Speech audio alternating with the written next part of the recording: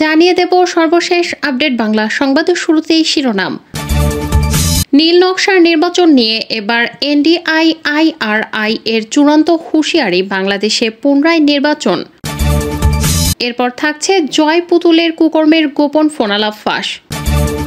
সবশেষে দেখবেন দেশ ছেড়ে পালাচ্ছে হাসিনা সরকার, জাতিসংঘ যুক্তরাষ্ট্রের লাল কার্ড। থাকছে বিস্তারিত প্রতিবেদন। এতক্ষণ শুনছিলেন সংবাদ শিরোনাম, এখন থাকছে বিস্তারিত। বাংলাদেশে অনুষ্ঠিত 7 জানুয়ারি নির্বাচনের গুণগত মান বেশ কিছু কারণে ক্ষুণ্ণ হয়েছে। এর মধ্যে আছে রাষ্ট্র শাসক দল এবং বিরোধীদের সহিংসতা, নির্বাচনের আগে জিরো সাম রাজনীতি, রাজনৈতিক নেতাদের মধ্যে সহিংসতার মনোভাব, নাগরিক স্বাধীনতার সংকোচন, বাক স্বাধীনতা ও সংগঠিত হওয়ার স্বাধীনতার অবনতি।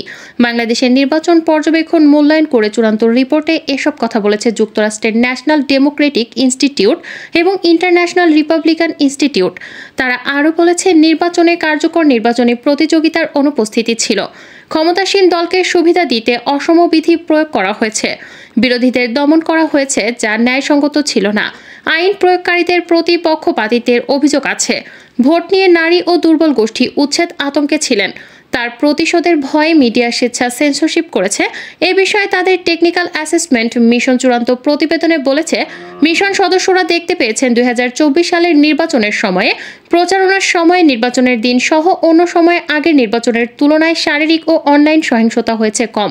তারা বলেছে, দেশজুড়ে কার্যকর নির্বাচনী প্রতিযোগিতার অনুপস্থিতি ছিল। দ্বিতীয়ত, নিরাপত্তায় সরকারের বাড়তি নজর ছিল। এনডিআই এর এশিয়া প্যাসিফিক অঞ্চলের আঞ্চলিক পরিচালক মনপ্রীত সিং আনন্দ বলেছেন, এই প্রতিবেদন ভবিষ্যতে বাংলাদেশে আরও শান্তিপূর্ণ নির্বাচনের একটি মূল্যবান রোডম্যাপ হিসেবে অবদান রাখবে। অহিংস রাজনৈতিক পরিবেশ গড়ে তোলার লক্ষ্যে রাজনৈতিক দল, সরকার এবং নাগরিক সমাজ সহ সামাজিক রাজনৈতিক পরিমণ্ডলের নেতাদের নির্বাচনী রাজনীতির নিয়ম, অনুশীলন ও আইন সংস্কার করার প্রয়োজন আছে। এ বিষয়ে তাদের চূড়ান্ত প্রতিবেদন প্রকাশ করেছে নিজস্ব ওয়েবসাইটে। এতে বলা হয়, এনডিআই এবং আইআরআই সারা বিশ্বের নির্বাচনী প্রক্রিয়াগুলোকে নিরীক্ষণের জন্য পর্যবেক্ষক ও কারিগরি বিশ্লেষক দল নিয়োগ করে। আরও অন্তর্ভুক্তিমূলক, স্বচ্ছ, জবাবদিহিমূলক ও শান্তিপূর্ণ নির্বাচন অনুষ্ঠানের জন্য সুপারিশ করে। এতে বলা হয়, বাংলাদেশের সংসদ নির্বাচনের আগে 8 থেকে 11 অক্টোবর আইআরআই এবং এনডিআই একটি প্রাক নির্বাচন মূল্যায়ন সম্পন্ন করেছে।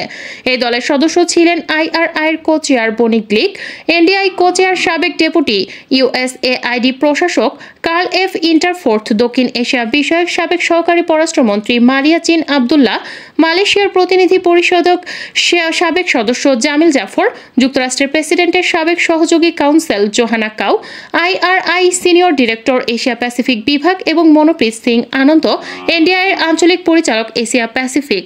রিপোর্টে আরও বলা হয়, পিএম নির্বাচন কমিশন, প্রধানমন্ত্রী, মন্ত্রিসভার একাধিক মন্ত্রী ও অন্য সরকারি কর্মকর্তা, রাজনৈতিক মহলের দলগুলোর নেতারা, সুশীল সমাজের প্রতিনিধি, নাগরিক নির্বাচক পর্যবেক্ষক দলের নেতাসহ সংসদের নারী সদস্য, যুব, প্রতিবন্ধী ব্যক্তি ও ধর্মীয় সংখ্যালঘুদের সঙ্গে জড়িত সংস্থাগুলোর প্রতিনিধি, মিডিয়া প্রতিনিধি, আইনি সম্প্রদায়ের সদস্য এবং আন্তর্জাতিক প্রতিনিধি এবং কূটনৈতিক সম্প্রদায়ের সঙ্গে সাক্ষাৎ করেছে। মিশন শেষে পিইএএমএ 5টি সম্পাদনযোগ্য প্রস্তাব দিয়েছে। বাংলাদেশের নির্বাচনী অংশীজনদের জন্য সুপারিশগুলো শান্তিপূর্ণ পথে একটি রোডম্যাপ হিসেবে অনুসরণ করার জন্য স্বচ্ছ এবং অন্তর্ভুক্তিমূলক নির্বাচন হয়েছে। এর মধ্যে আছে 1 মধ্যপন্থী রাজনৈতিক বক্তৃতা, 2 মত প্রকাশের স্বাধীনতা রক্ষা করা, 3 অহিংসতায় প্রতিশ্রুতিবদ্ধ হওয়া, 4 নির্বাচনে অংশগ্রহণকে উৎসাহিত করা এবং 5 একটি অংশগ্রহণমূলক পরিবেশ সৃষ্টি করা। ফলাফল এবং অগ্রাধিকার সুপারিশের সারসংক্ষেপ। রিপোর্টে বলা হয়েছে, অংশীজন প্রতিক্রিয়া নির্দেশ করে যে 2024 সালের নির্বাচনের সময়কাল, প্রচারের সময়কাল, নির্বাচনের দিন সহ অন্যান্য সময়ে পূর্ববর্তী নির্বাচনের তুলনায় শারীরিক এবং অনলাইন সহিংসতা কম হয়েছে। নির্বাচনকালীন সময়ে বাংলাদেশ সরকার নিরাপত্তা বৃদ্ধির জন্য বেশ কিছু পদক্ষেপ নিয়েছে। নির্বাচনী নিরাপত্তার জন্য বাজেট বাড়ানো, দীর্ঘ সময়ব্যাপী বিপুল সংখ্যক নিরাপত্তা কর্মী মোতায়েন সহ নিরাপত্তা ব্যবস্থা তদারকি করার জন্য অ্যাডহক সমন্বয় ইউনিট গঠন। তারপরও অনেক অংশীজন অভিযোগ করেছেন যে ক্ষমতাসীন আওয়ামী লীগকে সুবিধা দিতে রাষ্ট্রের নিরাপত্তা পরিষেবা এবং বিভিন্ন সরকারি প্রতিষ্ঠান বারবার অসমভাবে নির্বাচনী বিধি প্রয়োগ করেছে। বিরোধী দলের সদস্যদের গ্রেফতার এবং বিরোধী রাজনৈতিক কর্মকাণ্ড সীমিত বা ব্যাহত করার জন্য সরকারের প্রচেষ্টা সন্তোষজনক ছিল না, ন্যায়সঙ্গত ছিল না এবং এর ফলে নির্বাচনকালীন সময়ে আইন প্রয়োগকারী সংস্থা সম্পর্কে রাজনৈতিক পক্ষপাতিত্বের ধারণা তৈরি হয়েছিল। বিরাষ্ট্রীয় ব্যক্তিদের দ্বারা নির্বাচনী সহিংসতা প্রথমত প্রধানত দুইভাবে ঘটেছে, যার প্রথম রূপটি ছিল প্রার্থী এবং সমর্থকদের প্রতিযোগিতার মধ্যে নির্বাচনী এলাকায় প্রচার অভিযান কেন্দ্রিক নির্বাচনী সহিংসতা, যা সাধারণত আওয়ামী লীগ সমর্থিত প্রার্থী এবং আওয়ামী লীগ সংশ্লিষ্ট স্বতন্ত্র প্রার্থীদের মধ্যে ছিল, যদিও বাংলাদেশ জাতীয়তাবাদী দলের সাবেক প্রার্থীদেরও টার্গেট করা হয়েছে। যেসব সহিংস ঘটনা ঘটেছে তার মধ্যে উল্লেখ্য ছিল সমর্থকদের গোষ্ঠীর মধ্যে সংঘর্ষ, প্রচার মিছিলে হামলা, প্রচার কার্যালয় ধ্বংস বা অগ্নিসংযোগ, মৌখিক হুমকি এবং ভাঙচুর বা সম্পত্তিতে অগ্নিসংযোগ। সহিংসতার দ্বিতীয় রূপটি চালিত হয়েছিল বিরোধীদের বয়কট প্রচেষ্টার দ্বারা। যদিও বিরোধী দল ধারাবাহিকভাবে অহিংসার আহ্বান করেছে, নির্বাচন ঠেকাতে সমাবেশ অবরোধ এবং ধর্মঘটের কৌশলের কথা বলেছে, তারপরেও অগ্নিসংযোগ, শারীরিক হামলা, ভাঙচুর, ভীতি প্রদর্শন সহ সহিংসতা মাঝে মাঝে ঘটেছে এবং একজন পুলিশ অফিসারের মৃত্যু ঘটেছে। প্রান্তিক গোষ্ঠী, বিশেষ করে নারী এবং হিন্দুরাও নির্বাচনী সহিংসতার সম্মুখীন হয়েছে। প্রতিবেদন এবং অংশীজনদের প্রতিক্রিয়ায় পাওয়া যায় যে নারীদের লক্ষ্য করে নির্বাচনী সহিংসতা অতীতের তুলনায় কম ছিল। টিএএম দেখেছে যে বাংলাদেশের আইনি কাঠামো লিঙ্গভিত্তিক সহিংসতা সম্পূর্ণভাবে মোকাবেলা করতে ব্যর্থ হয়েছে, বিশেষ করে নির্বাচনের প্রেক্ষাপটে। এতে প্রতীয়মান হয় যে শীর্ষ পর্যায়ের রাজনীতিবিদ ও সরকারের উচ্চ পর্যায়ের কর্মকর্তাদের মধ্যে এ বিষয়ে সচেতনতার অভাব রয়েছে এবং তাদের সক্ষমতার সীমাবদ্ধতা রয়েছে। এই নির্বাচনে মহিলা প্রার্থীরা টিএএমকে বলেছেন যে তারা অপমানিত হয়েছেন এবং জনসম্মুখে এবং অনলাইনে হুমকি, বিশেষ করে পুরুষ প্রতিপক্ষ এবং তাদের অনুগামীদের কাছ থেকে, এবং বলেছেন যে রাষ্ট্র কর্মকর্তারা তাদের অভিযোগের জবাব দেননি। অংশীজনরা আরও উল্লেখ করেছেন যে নারী ভোটার ও অন্য দুর্বল গোষ্ঠীর ভোটাররা ভোট দেওয়ার জন্য অর্থনৈতিক চাপের সম্মুখীন হয়েছিল, যার মধ্যে উচ্ছেদ বা রাষ্ট্রের কল্যাণমুখী সুবিধা থেকে বঞ্চিত হওয়ার হুমকি অন্তর্ভুক্ত ছিল। বাংলাদেশের হিন্দু সংখ্যালঘুরা উল্লেখযোগ্য নির্বাচনী সহিংসতার সম্মুখীন হয়েছে। উপলব্ধ থাকাকালীন প্রতিবেদন এবং স্টেক হোল্ডারদের প্রতিক্রিয়া নির্দেশ করে যে বিগত নির্বাচনের তুলনায় ধর্মীয় সংখ্যালঘুদের লক্ষ্য করে নির্বাচনী সহিংসতা কম ছিল।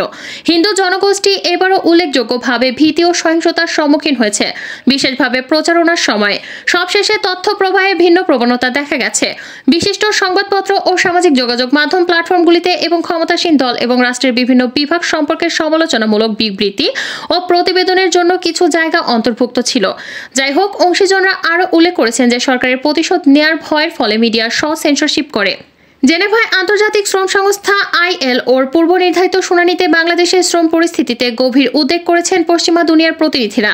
তারা বাংলাদেশ পরিস্থিতির কড়া সমালোচনা করেছেন।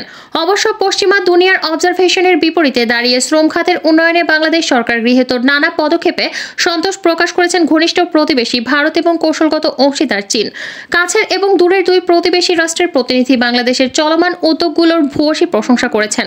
মঙ্গলবার জেনেভায় ILOর চলতি 350তম অধিবেশনে বাংলাদেশের শ্রম পরিস্থিতি নিয়ে বিস্তৃত পর্যালোচনা বা শুনানি হয়।